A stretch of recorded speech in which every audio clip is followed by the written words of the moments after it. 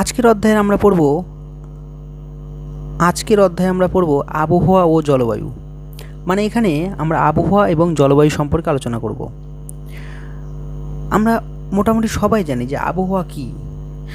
আবহাওয়া বলতে কোনো একটি নির্দিষ্ট স্থানের নির্দিষ্ট সময়ের বায়ুর উষ্ণতা, বায়ুর আর্দ্রতা, বায়ুচাপ, বায়ুপ্রবাহ, মেঘাচ্ছন্নতা ইত্যাদির অবস্থাকে বোঝায়। ব্যাপারটা কেমন আমি বুঝিয়ে দিচ্ছি। আমরা যখন মাঠে খেলতে যাই তখন বিকেলবেলা হঠাৎ ঝড় দেখতে পাই, আবার যখন বাড়িতে ফিরে আসি সন্ধ্যাবেলা তো আবার দেখতে পাই তখন শান্ত হয়ে গেছে আবহাওয়া, শীতল একটা পরিবেশ তৈরি হয়েছে। তাহলে কিছু সময় ঝড়, আবার কিছু পরেই শীতল আবহাওয়া, শান্ত আবহাওয়া। এই যে আবহাওয়ার যে পরিবর্তন, অবস্থানের যে পরিবর্তন, এটাই হচ্ছে আবহাওয়া, যেটা ঘন ঘন পরিবর্তন হবে এবং এর কোনো স্থায়িত্ব থাকবে না, যখন তখন পরিবর্তন হতে পারে। কিন্তু এই আবহাওয়া যদি সারা বছরে একই থাকে, যেমন দার্জিলিং একই যদি থাকে তাহলে কি হবে? এবার এই একই থাকা এই অবস্থায় যদি আমরা দেখি, এরকমভাবে যদি গোটা ভারতকে দেখি, তাহলে ভারতে 12 মাসের সারা বছরের অবস্থান কেমন হবে? সারা মাসের অবস্থা কেমন হবে? সারা মাসের অবস্থা হবে 12 মাসের মধ্যে 7 থেকে 8 মাস হবে উষ্ণ এবং 3 থেকে 4 মাস হবে বৃষ্টি।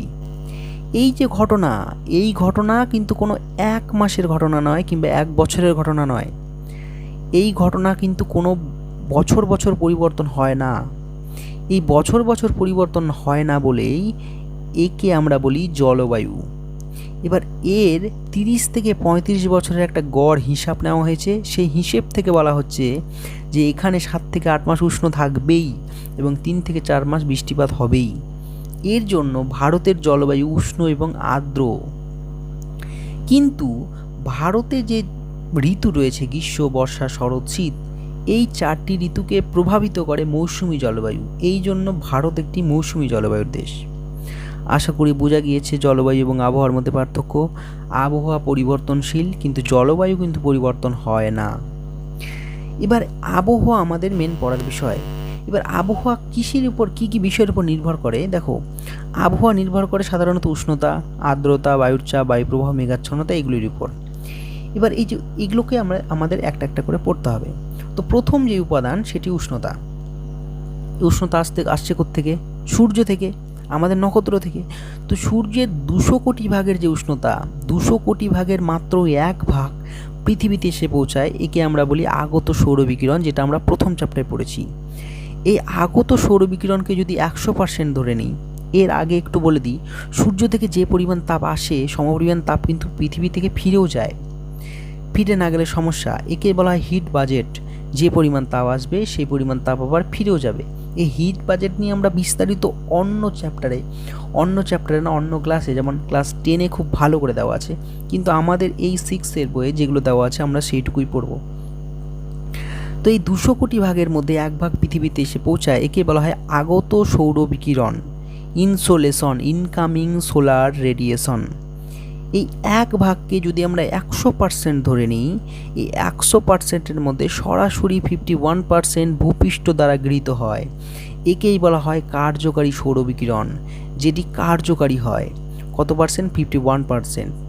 আর 14% গ্যাস, জলীয় বাষ্প এবং ধূলিকণা দ্বারা শোষিত হয়। আর 35% মেঘ দ্বারা প্রতিফলিত হয়ে মহাশূন্যে ফিরে যায়। 35%কে আমরা বলি অ্যালবেডো। তার মানে মহাকাশে বা আকাশে যদি মেঘের পরিমাণ বেশি থাকে তাহলে অ্যালবেডো বেশি হবে, গরমের পরিমাণ কম হবে। যদি মেঘ পরিষ্কার থাকে তাহলে সূর্যের তাপ বেশি প্রবেশ করবে এবং গরম তুলনামূলক অনেক বেশি হবে।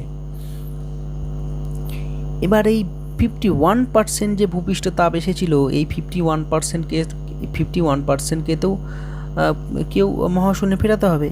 তো এই 51%-এর মধ্যে 34% গ্যাস, জলীয় বাষ্প দ্বারা শোষিত হয়ে যায়, যা পরবর্তীকালে মহাশূন্যে ফিরে যায়, এবং বাকি 17% এমনি মহাশূন্যে ফিরে যাচ্ছে। এবার এই যে কত পার্সেন্ট কী কী ফিরে যাচ্ছে এগুলো কিন্তু আমাদের মনে রাখতে হবে। এবার সূর্য থেকে যে তাপ আসলো, এই তাপটার যে তাপের ফলে যে উষ্ণ হলো, এই উষ্ণ হওয়ার 3টি পদ্ধতি রয়েছে। একটিকে বলা হয় পরিবহন, বিকিরণ এবং পরিচলন। বিকিরণ, পরিবহন, পরিচলন, এই 3টি পদ্ধতির মধ্যে কোন পদ্ধতিতে সবচেয়ে বেশি উত্তপ্ত হয় সেটি হলো বিকিরণ। বিকিরণ পদ্ধতি কোনটা? যেই পদ্ধতিতে সূর্য থেকে আসা তাপ সরাসরি ভূপৃষ্ঠে পড়ে এবং ভূপৃষ্ঠ উত্তপ্ত হয়, একে বলা হয় বিকিরণ। যেমন আমরা যদি শীতকালে আগুন জ্বালাই, এই আগুন থেকে যে তাপটা আমাদের গায়ে লাগছে আর সরাসরি উত্তপ্ত হচ্ছে, এটাকে বলা হচ্ছে বিকিরণ।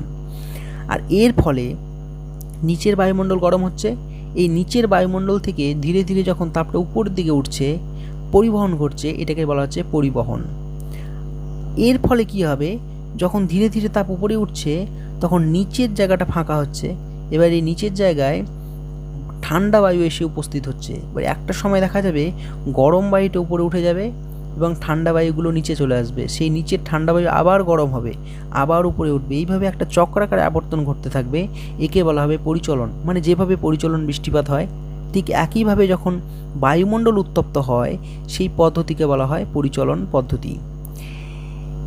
এবার দেখো, এই যে উষ্ণতা, এই উষ্ণতা আসলে কি? উষ্ণতা হলো তাপের পরিমাপের একক, মানে তাপ মানে শক্তি। এবার এই শক্তিটা কত পরিমাণ আছে, এই পরিমাণটাকে আমরা বলি উষ্ণতা। আর এই উষ্ণতাকে দুটি স্কেলে বলা যায়, একটি সেলসিয়াস স্কেল, একটা ফারেনহাইট স্কেল। তো সেলসিয়াস স্কেলে 0 ডিগ্রিতে বরফ হয় আর 100 ডিগ্রিতে জল ফুটে বাষ্প হয়। 0 ডিগ্রি সমান ফারেনহাইট স্কেলে 32 ডিগ্রি ফারেনহাইট, মানে ফারেনহাইট স্কেলে 32 ডিগ্রিতে বরফ হয় এবং 212 ডিগ্রি ফারেনহাইটে জল ফুটে বাষ্পে পরিণত হয়। তার মানে সেলসিয়াসের 0 সমান ফারেনহাইটের 32, সেলসিয়াসের 100 সমান ফারেনহাইটের 212। এবার দেখো, এখান থেকে আমরা একটা কনসেপ্টে আসতে পারি, এখান থেকে আমরা একটা ধারণায় আসতে পারি। এখানে একটা সুন্দর কনসেপ্ট আছে, দেখো, যে দৈনিক উষ্ণতার প্রসার মানে কি? মানে কোনো এক দিনে কখন সবচেয়ে বেশি গরম পড়ছে আর কখন সবচেয়ে কম গরম পড়ছে, মানে কখন সবচেয়ে উষ্ণতা বেশি আর কখন সবচেয়ে উষ্ণতা কম, এই দুটো নিয়ে যদি বিয়োগ করে দিই, বিয়োগ করে যে বিয়োগ ফলটা পাবো সেইটাকে বলা হবে দৈনিক উষ্ণতার প্রসার। এই দৈনিক উষ্ণতার প্রসার আমরা কার মাধ্যমে মাপি? 6 থার্মোমিটার। আর উষ্ণতা কার মাধ্যমে মাপি? শুধু থার্মোমিটারের মাধ্যমে। তাহলে মনে রাখতে হবে, দৈনিক উষ্ণতার প্রসার এটা আমরা কার মাধ্যমে মাপি? 6 থার্মোমিটারের মাধ্যমে। বোঝা গিয়েছে? আর গড় বার্ষিক উষ্ণতার প্রসার এটা কি? মানে কোনো এক বছরে কোনো একটা মাস রয়েছে যেই মাস সব থেকে বেশি শীতল এবং কোনো একটা মাস রয়েছে যেই মাস সব থেকে বেশি উষ্ণ, এই দুটো মাসের যদি পার্থক্য করি সেই পার্থক্যকে বলা হবে গড় বার্ষিক উষ্ণতার প্রসার। আশা করি বুঝতে পেরেছ। নেক্সট রয়েছে আর্দ্রতা। আর্দ্রতা কি? আর্দ্রতা কিছুই নয়, বায়ুতে যে নির্দিষ্ট পরিমাণ জলীয় বাষ্প আছে একে বলা হয় আর্দ্রতা। তাহলে জলীয় বাষ্প এবং আর্দ্রতার মধ্যে পার্থক্য কি? জলীয় বাষ্পর পরিমাণকে আমরা বলি আর্দ্রতা, আর একে পরিমাণ করি কার মাধ্যমে? পরিমাপ করি কার মাধ্যমে? হাইগ্রোমিটারের মাধ্যমে। মনে রাখতে হবে, জলীয় বাষ্প আর্দ্রতা পরিমাপের একক হাইগ্রোমিটার। নেক্সট দেখো, মেঘাচ্ছন্নতা। তাহলে মেঘের যে পরিমাণ এর একককে অক্টা এককের মাধ্যমে মেঘের পরিমাপ মাপা হয়। ভুলে যেও না, খুব ইম্পর্টেন্ট প্রশ্ন, যে মেঘের পরিমাণ মাপা এককের নাম কি? অক্টা। এবার মেঘ যদি কোনো একটা জায়গায় যদি কোনো একটা ম্যাপে যদি এরকম গোল দেওয়া থাকে আর মাঝেটা যদি সাদা থাকে, তাহলে মনে রাখতে হবে সেখানে 0% মেঘ রয়েছে, মানে আকাশ একদম পরিষ্কার। আর গোলের মধ্যে যেরকম 25% যদি কালো করা থাকে তাহলে মনে রাখতে হবে আংশিক মেঘলা। যদি 25% ফাঁকা থাকে তার মানে 75% অন্ধকার, একে বলা হবে প্রায় মেঘলা। আর যদি পুরোটাই অন্ধকার কালো করা থাকে সেক্ষেত্রে তাকে বলা হবে সম্পূর্ণ মেঘলা। এরকম প্রশ্ন আসতে পারে, একটা চিহ্ন দিয়ে দেবে, বলবে বলো এটা কি, তো সেক্ষেত্রেও আমাদের এটা জানতে হবে। নেক্সট দেখো, রয়েছে বায়ুপ্রবাহ, বায়ুচাপ ও বায়ুপ্রবাহ। তো বায়ুচাপ ও বায়ুপ্রবাহ কি? তো বায়ুচাপ মাপার যন্ত্রের নাম 14 ব্যারোমিটার, আর বায়ুপ্রবাহের গতিবেগ মাপার যন্ত্রের নাম অ্যানিমোমিটার, আর বায়ুপ্রবাহের দিক মাপার যন্ত্রের নাম বাত পতাকা। Very very important. নেক্সট রয়েছে বৃষ্টিপাত। উপাদানের মধ্যে একটি রয়েছে বৃষ্টিপাত। তো বৃষ্টিপাত কীভাবে হচ্ছে? জলীয় বাষ্প থেকে ঘনীভবন ঘটছে, সেই ঘনীভবন থেকে বৃষ্টিপাত ঘটছে। এটি একটি বিস্তর কনসেপ্ট রয়েছে, সেটা আমরা পরে পড়ব। তো এখানে যেটা পড়বো সেটা হলো বৃষ্টিপাত মাপার যন্ত্রের নাম কি? রেইন গজের মাধ্যমে আমরা বৃষ্টিপাত মাপতে পারি।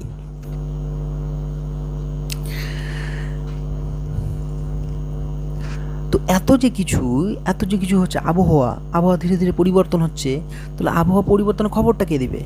এই খবর দেওয়াকে আবহাওয়ার যে একটা আগাম সতর্কবার্তা, এটাকে বলা হয় আবহাওয়ার পূর্বাভাস। তো আবহাওয়ার পূর্বাভাসের সদর দপ্তর কোথায় রয়েছে? তো পশ্চিমবঙ্গে আবহাওয়া সদর দপ্তরের অফিস রয়েছে কলকাতার আলিপুরে, মনে রাখতে হবে। এবার এখানে আরও একটা কনসেপ্ট রয়েছে যে পৃথিবীতে তাপমাত্রা কিন্তু সব জায়গায় সমানভাবে পড়ে না। এবার কেন পড়ে না, এটা খুব সিম্পল ব্যাপার, এটা এখনই বুঝিয়ে দিচ্ছি। দেখো, কেন সব জায়গায় সমানভাবে তাপমাত্রা পড়ে না। তো আমরা প্রথমে একটা জিনিস দেখি যে কোনো একটা ভূপৃষ্ঠের উপর সূর্য যদি সোজা লম্বা উপরে থাকে, তার মানে এই তাপটা পুরোপুরি নিচে আসছে, মানে এই তাপটা সম্পূর্ণভাবে এখানে পড়ছে, যার জন্য এখানে তাপমাত্রা বেশি হচ্ছে। আবার যদি সূর্য এরকম তির্যকভাবে দেয়, তার মানে এই তাপমাত্রার যে জায়গাটা, এই জায়গাটা অনেকটা জুড়ে পড়ছে, সেই জন্য তাপমাত্রাটা তুলনামূলক কম হবে। এবার দেখো, আমরা জানি সূর্য সারা বছর নিরক্ষরেখার উপর লম্বভাবে কিরণ দেয়, তাহলে নিরক্ষরেখায় গরম সব থেকে বেশি হবে। আর এই বাকি যে জায়গাগুলোতে আছে 23.5 ডিগ্রি নর্থ এবং 23.5 ডিগ্রি সাউথ, এগুলোতে একটা সময় আছে যখন তির্যকভাবে কিরণ দেয়। যখন সূর্য 23.5 ডিগ্রি রেখার উপরে আসে, তখন এই দিকে তির্যকভাবে কিরণ দেয়।